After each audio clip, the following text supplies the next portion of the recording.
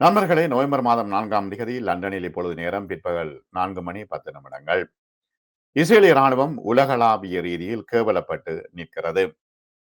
பலஸ்தீன அகதிகள் மீது பாலியல் தாக்குதல் நடத்தியதாக இப்பொழுது குற்றச்சாட்டு தாக்கல் செய்யப்பட்டிருக்கிறது. அதற்கான விசாரணைகளை அவர்கள் எதிர்கொண்டிருக்கிறார்கள். ஆனால் என்ன பிரச்சனைன்னா, இஸ்ரேலில இதற்கான விசாரணைகள் சரியாக நடைபெறுமா என்பதுதான் மிகப்பெரிய கேள்வி.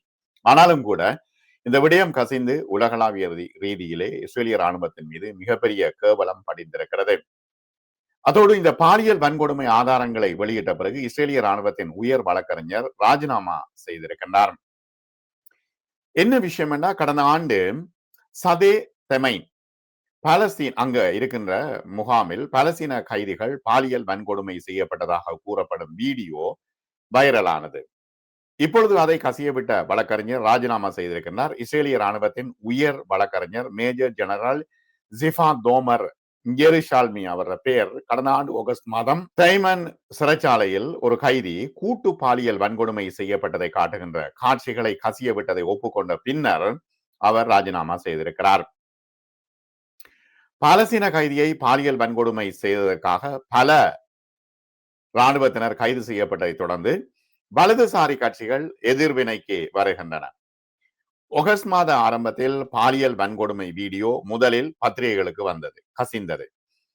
கடந்த வெள்ளிக்கிழமை தனது ராஜினாமா அறிக்கையில் தோமர் ஜெருஷால்மி தனது பாலியல் வன்கொடுமை விசாரணையில் வலதுசாரிகளின் அழுத்தம் காரணமாகவே இந்த காட்சிகளை கசியப்பட்டதாக குற்றம் சாட்டுகின்றார். ஆனால் என்னன்னா, வலதுசாரிகள் இவ்வாறான அழுத்தத்தை கொடுத்து இந்த காட்சிகளை கசிய விட்டதன் பிறகு ராணுவத்தினருக்கு ஆதரவான போராட்டங்களை அவர்கள் மேற்கொள்கின்றார்கள், ராணுவத்தினரை காப்பாற்றுவதற்காக.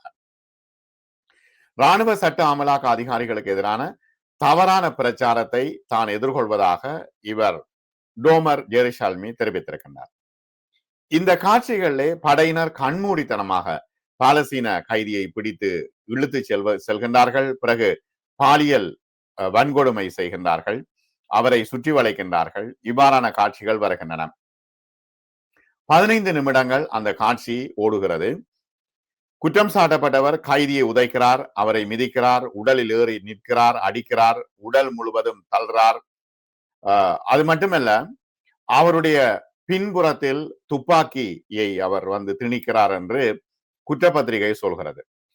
இஸ்ரேலிய நாளிதழ் ஹரட்ஸால் பெறப்பட்ட மருத்துவ தகவல்களின்படி தாக்குதல் விளைவாக பாதிக்கப்பட்டவருக்கு குடல் வெடிப்பு ஏற்பட்டிருக்கிறது, கடுமையான குதத்தில் காயம் ஏற்பட்டிருக்கிறது, இன்னும் நுரையீரல் காயங்கள் ஏற்பட்டிருக்கின்றன, விலா எலும்புகள் உடைந்திருக்கின்றன. ஆகவே இவ்வாறு இவர்கள் செய்கின்றார்கள், இவர்களுக்கு என்ன ஆனது என்று பத்திரிகையாளர்கள் கேள்வி எழுப்புகின்றார்கள். அந்த நபரின் பாலியல் வன்கொடுமை தொடர்பாக குறைந்தது 9 பேர் கைது செய்யப்பட்டிருக்கிறார்கள். 9 ராணுவத்தினர் கைது செய்யப்பட்டிருக்கிறார்கள். நான் 5 பேரை தவிர மற்ற அனைவரும் 4 பேர் விடுவிக்கப்பட்டிருக்கிறார்கள். ஒரு ஒப்பீட்டளவில் விடுவிக்கப்பட்டிருக்கிறார்கள். விசாரணைகள் இருக்கின்றன. பிப்ரவரியில் மீதமுள்ளவர்கள் ராணுவத்தினர் கைதியை கடுமையாக துஷ்பிரயோகம் செய்ததற்காக குற்றம் சாட்டப்பட்டனர். அது மட்டுமல்ல, இது வந்து ஒரு வீடியோ வெளியில வந்திருக்கிறது, பல வீடியோக்கள் இருக்கின்றன. அது மட்டுமல்ல, பலரை பாலியல் ரீதியாக வன்கொடுமை செய்தது தற்பொழுது நிரூபணமாகி இருக்கிறது.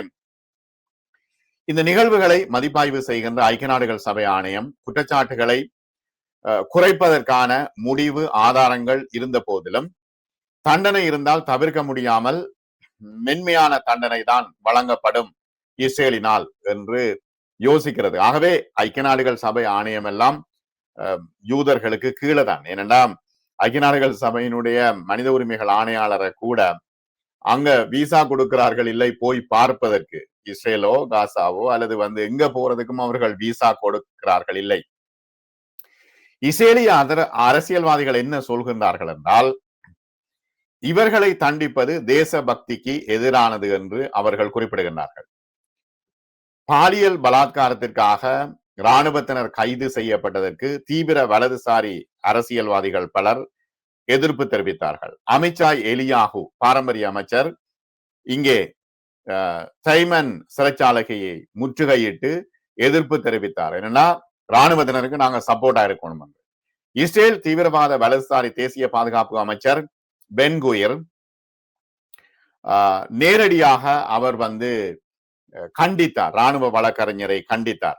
ஏனெனில் நீங்கள் தான் அவர்களை பாதுகாக்க வேண்டும், ஆனால் அவர்களை காட்டி கொடுத்து விட்டீர்கள் என்று கண்டித்தார்.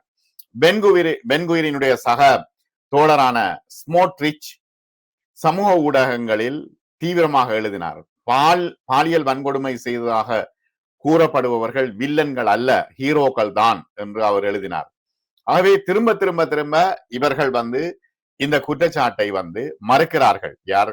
அந்த இராணுவத்தினருக்கு எதிராக நடவடிக்கை எடுக்கப்படக்கூடாது என்று அவர்கள் குறிப்பிடுகின்றார்கள்.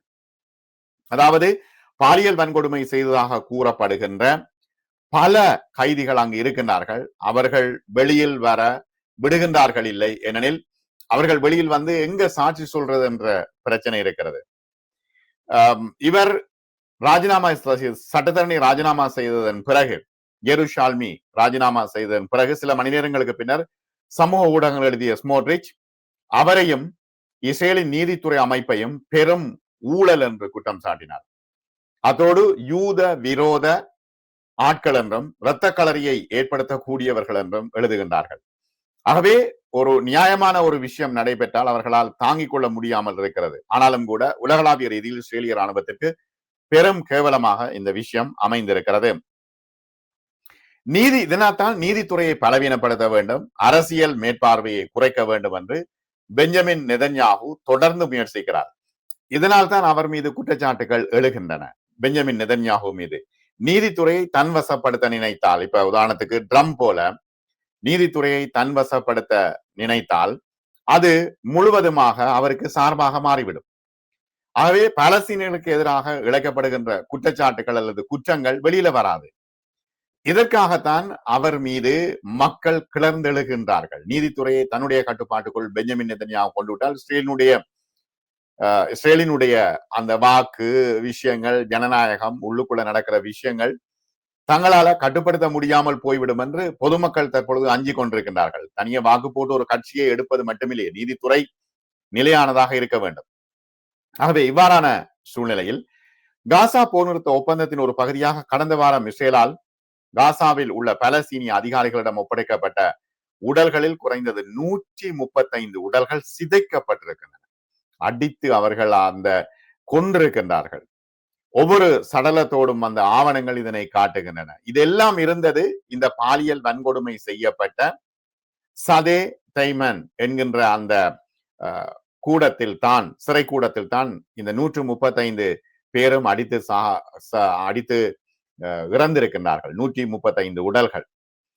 பல உடல்கள்ல கண்கள் கட்டப்பட்ட நிலையில் அப்படியே விடப்பட்டிருந்தன. ஏன்னா அவர்கள் அதை பற்றி கவலை இல்லை. சிலவற்றின் கைகள் முதுகுக்கு பின்னால் கட்டப்பட்டிருந்தன.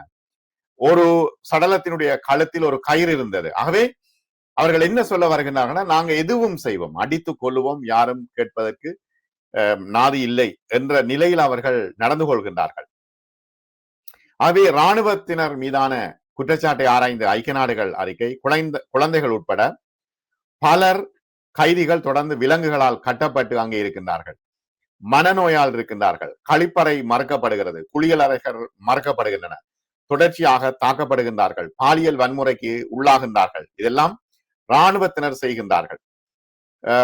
முன் பின் துவாரங்களில் மின்சார அதிர்ச்சி கொடுக்கப்படுகிறது, பாலியல் வன்கொடுமை செய்யப்படுகிறது. ஆகவே இந்த வீடியோ கசிவு ஒரு சின்ன விஷயம்தான், ஆனால் இது ஒரு கோபமாக உலகளாவிய ரீதியில் இருக்கிறது.